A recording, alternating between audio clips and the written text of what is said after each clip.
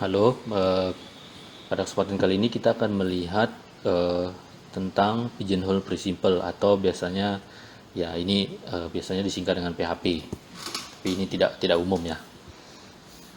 Nah, sumber pustakanya buku ini lebih tepatnya itu adalah pada subbab 6.2. Baik, apa itu pigeonhole principle atau prinsip sarang merpati ya kalau bahasa Indonesianya. Prinsip sarang merpati itu mengatakan begini. Kalau misalkan ada eh, minimal ada sebanyak lebih dari K plus satu objek gitu ya, atau minimal K plus satu objek, kemudian objek-objek ini ya lebih dari atau sama dengan K plus satu ya, itu tuh akan didistribusikan atau dimasukkan ke dalam kotak-kotak ini, di mana kotak-kotaknya itu adalah ada sebanyak K kotak. Maka ya maka pasti ada terdapat paling tidak satu kotak yang nanti isinya tuh dua atau lebih objek. Ya, ya kenapa demikian? Bisa kita lihat di sini ya, andaikan saja misalkan untuk memberikan bayangan ya, atau ini sebenarnya sebagai bukti juga. Andaikan saja misalkan K kotak ini semuanya itu isinya maksimal satu. Jadi cuma ada satu kotak, satu itu maksimal satu, bisa saja tidak ada isinya ya. Akibatnya kan maksimal ada sebanyak K objek kan. Jadi ini karena ada K kotak, kalau semuanya terisi satu maka ada K objek. Tapi kalau misalkan ada satu saya terisi maka kurang dari K kan, sehingga maksimal itu ada K objek.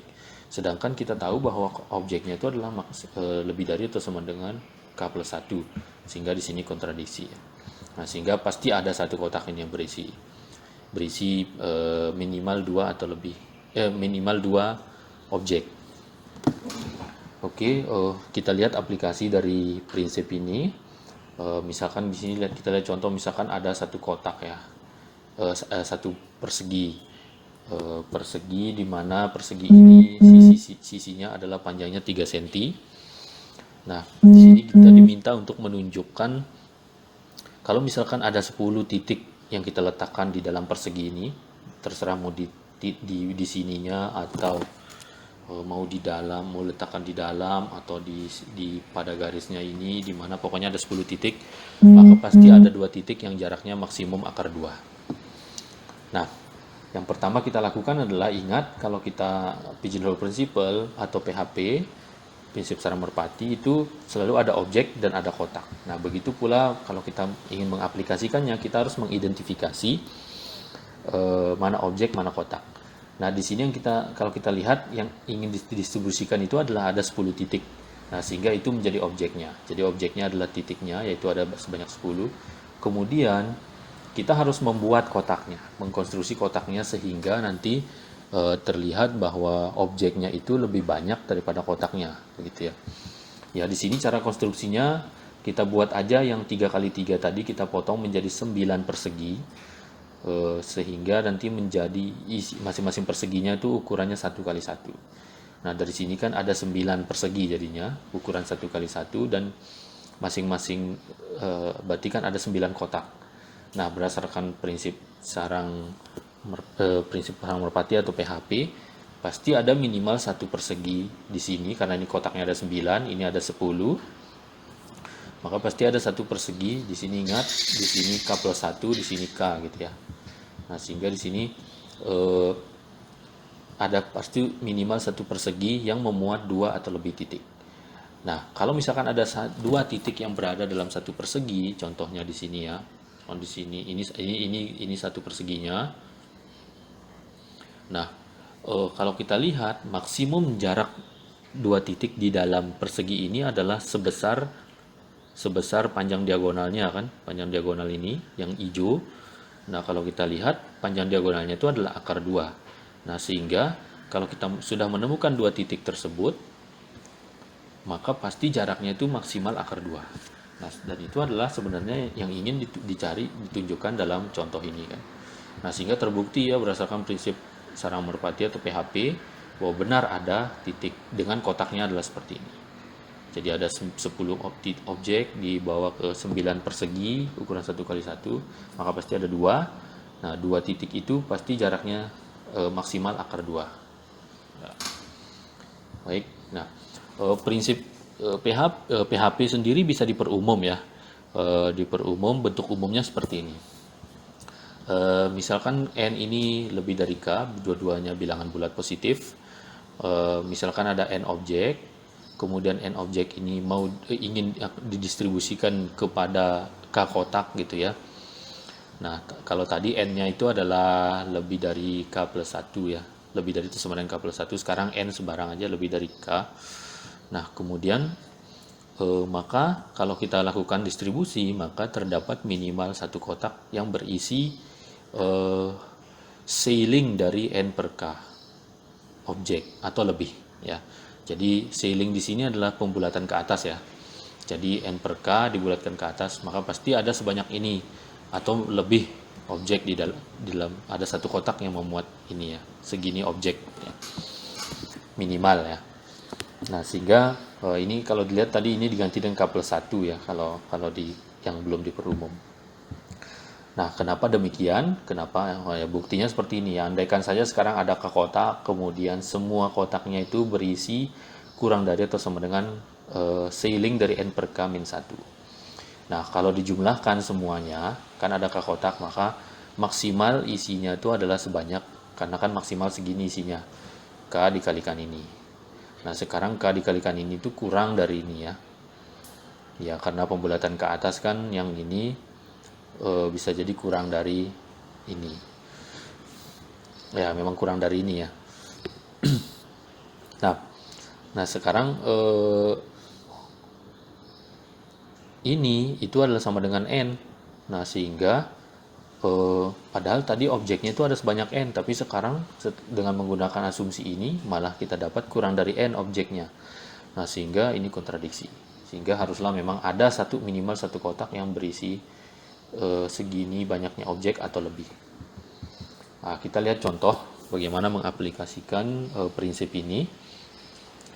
Misalkan diberikan suatu himpunan A, di mana himpunan A itu isinya ini, dan ini adalah bilangan bulat positif semua. Dari A1 sampai A5 ini bilangan positif semua. Kemudian kalau misalkan dibentuk permutasi dari unsur-unsur di A, maksudnya di sini adalah AI1 ini adalah salah satu dari yang ada di sini, AI2 juga salah satu dari yang ada di sini. Cuma indeksnya ini diganti, bisa saja I1-nya sama dengan 3, I2-nya sama dengan 2, I3-nya sama dengan 5, dan seterusnya. Pokoknya ditukar begitulah. Nah, kalau dibentuk perkalian ini, jadi AI1 dikalikan AI, bisa saja ini berbeda karena sudah ditukar ya, tapi tetap unsur di sini. Cuma I1-nya ini bisa jadi bukan sama dengan 1, I2-nya bisa jadi bukan sama dengan 2, dan seterusnya. Nah, tapi kalau dibentuk perkalian ini, maka ini bilangan ini selalu genap. Nah, mungkin di sini tidak seperti terlihat seperti pigeonhole principle ya, tapi kalau kita lihat ilustrasi dulu sebelum kita bisa membuktikan. Kita ambil contoh, misal kalau A1-nya 2, A2-nya 5, dan seterusnya. Ini A3-nya 7, A4-nya 3, dan A5-nya 8. Kemudian permutasinya, I1-nya itu adalah sama dengan 4, I2-nya sama dengan 3, I3-nya sama dengan 5, I4-nya sama dengan 1, I5-nya sama dengan 2. Maka kalau kita hitung bentuk yang biru ini, itu di sini merah, maka akan sama dengan 6 hasil perkaliannya. Nah, kalau kita lihat di sini genap. Ya, kalian bisa coba dengan contoh yang lain, pasti akan sama, tetap genap hasilnya. Nah, ada satu fakta yang kalau kita lihat, kalau perkalian bilangan-bilangan itu adalah hasilnya genap, maka minimal pasti ada salah satu di antara komponennya ini yang genap. Karena kan genap kali ganjil itu genap, genap kali genap, genap gitu ya. Sehingga ada minimal satu unsur di sini yang genap. Ya, isinya genap kali genap, itu kan genap. Terus genap kali ganjil, itu kan genap juga. Nah, sehingga terdapat minimal satu suku di sini. Kalau ini genap, itu jika terdapat minimal satu suku yang genap. Ya, namakan saja itu AIK min AK ya, itu yang genap. Nah, fakta lainnya, kalau AIK min AK ini genap, itu jika kedua-duanya genap atau kedua-duanya ganjil. Ya kan, kalau pengurangan dua bilangan genap itu hasilnya adalah bilangan genap. Kemudian pengurangan dua bilangan ganjil itu juga hasilnya ganjil. Karena kan kalau bilangan ganjil itu biasanya bisa dituliskan dalam bentuk 2 kali sesuatu ditambah 1, 2 dikalikan L2 ditambah 1. Nah, ini kalau dikurangi, itu kan suku satunya ini habis, sehingga tersisa kelipatan 2-nya aja, yang ini. Ya. Nah, sehingga ganjil, sama-sama ganjil atau sama-sama genap, tidak boleh nyampur. Nah, sehingga ini lebih mudah sekarang.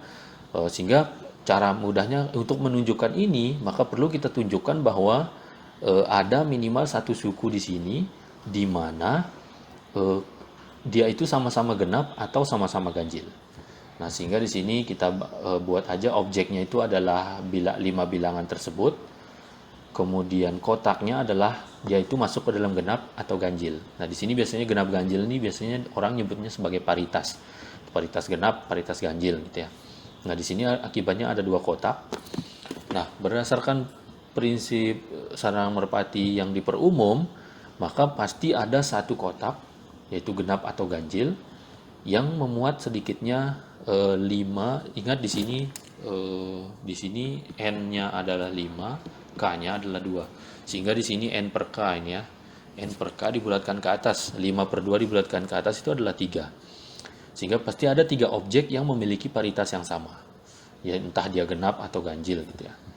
Nah, sekarang tanpa mengurangi keumuman ya, misalkan aja 3 objek itu adalah A1, A2, A3. Dia itu paritasnya sama, yaitu genap atau ganjil. Nah, ini berdasarkan PHP yang diperumum.